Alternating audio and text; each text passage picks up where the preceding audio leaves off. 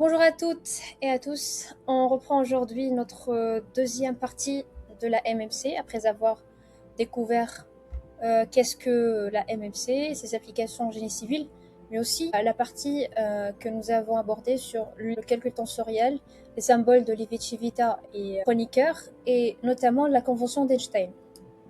Avec la dernière partie sur les règles de transformation. On va reprendre la description du mouvement, ou bien la cinématique, c'est-à-dire la description qui est géométrique pure du mouvement, indépendamment des forces qui les causent.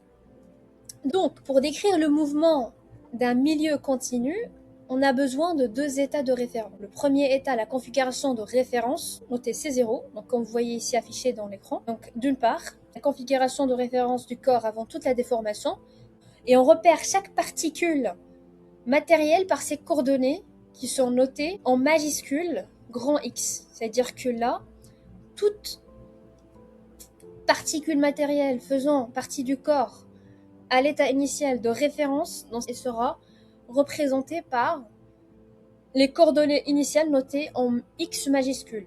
La configuration actuelle, quant à elle, c'est à l'instant T, c'est-à-dire après une certaine déformation où chaque particule va occuper maintenant une position notée petit x, comme ceci. Alors, le lien entre ces deux configurations est donné par l'application de déformation phi, telle que x égale à phi de grand xt.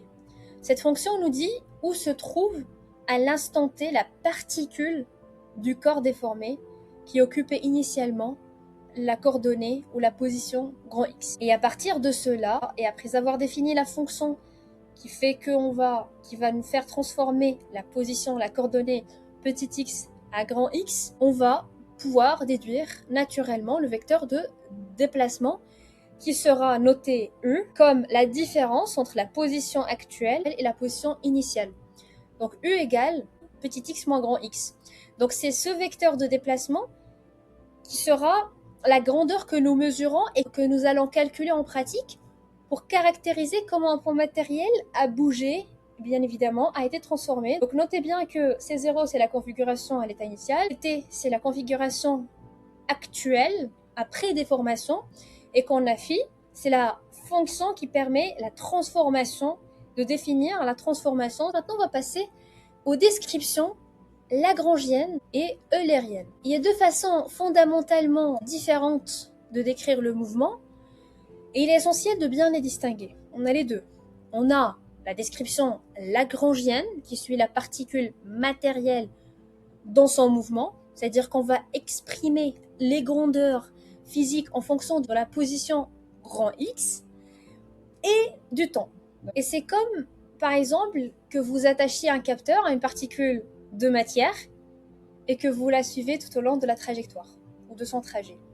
Cette description est privilégiée pour les solides et les structures, notamment parce qu'en structure, on s'intéresse précisément à savoir comment un point donné de la poutre ou bien de la dalle s'est déplacé. A l'inverse, la description eulérienne observe en un point fixe de l'espace, regarde quelles particules y passent au cours du temps. C'est comme si vous installez un capteur fixe dans l'espace et que vous mesuriez ce qui se passe devant lui. Évidemment, cette approche elle sera beaucoup plus privilégiée en mécanique des fluides, en hydraulique. Donc, vous voyez la différence entre lagrangienne et eulérienne. Donc, le lien mathématique sera entre les deux descriptions. Il se fait par la dérivée matérielle, parfois appelée la dérivée particulière. Cette dérivée comporte deux termes. Un terme appelé dérivée locale,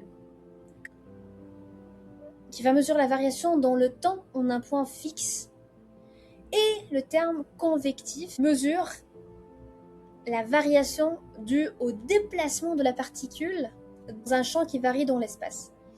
Et c'est cette dérivée matérielle que nous verrons par la suite dans l'équation de Navier-Stokes. Et c'est ce terme convectif non linéaire qui est responsable de toute la complexité de la turbulence des phénomènes de la mécanique des fluides, que nous verrons plus tard. L'objectif ultime de la cinématique des grandes déformations, c'est le gradient de déformation qu'on va noter grand F. Pourquoi? Il est défini par la dérivée partielle de la position actuelle par rapport à la position de référence. Concrètement, c'est que F, elle va transformer un petit segment de la matière qui est infinitésimal, d de grand X, pris dans la configuration de référence en son image déformée, d de petit x, dans la configuration actuelle. Et bien évidemment, une grandeur essentielle associée à cette transformation, c'est le déterminant de F. Et le déterminant de F est appelé le jacobien. Ce jacobien doit toujours rester strictement positif. Pourquoi ?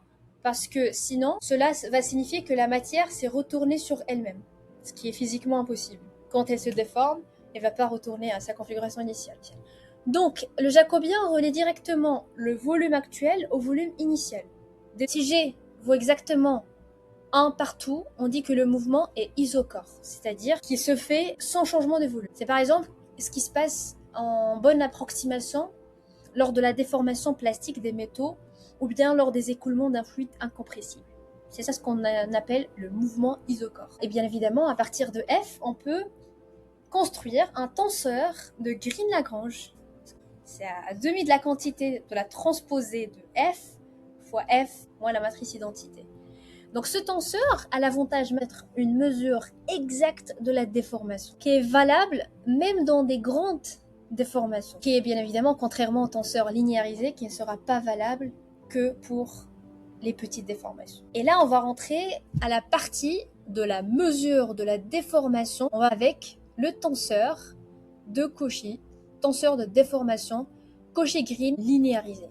Dans la grande majorité des applications de génie civil, le calcul d'une poutre en béton armé ou bien d'un portique métallique ou même d'une fondation, les déformations restent toujours petites, typiquement bien inférieures à 1%. Dans ce cas des petites perturbations, on peut négliger le terme quadratique dans le tenseur de Green-Lagrange.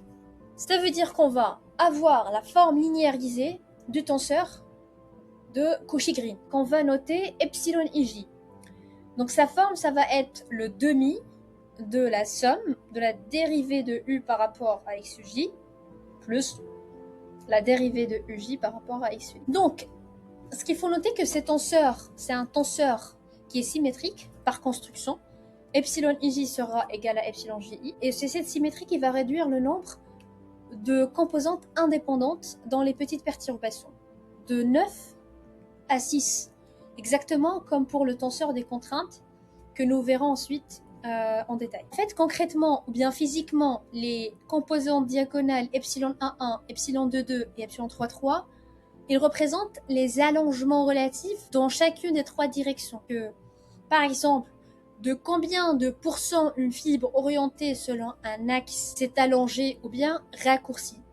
Les composantes non diagonales, comme epsilon 1,2, epsilon 1,3, epsilon 2,3, ils vont représenter quant à elles la moitié des glissements, c'est-à-dire la distorsion angulaire entre deux directions initialement perpendiculaires. Une grandeur qui est tout à fait importante pour la mesure de dilatation volumique, comme suit, epsilon ii. C'est une grandeur scalaire utile pour mesurer la dilatation volumique. Elle sera représentée comme la trace du tenseur de déformation.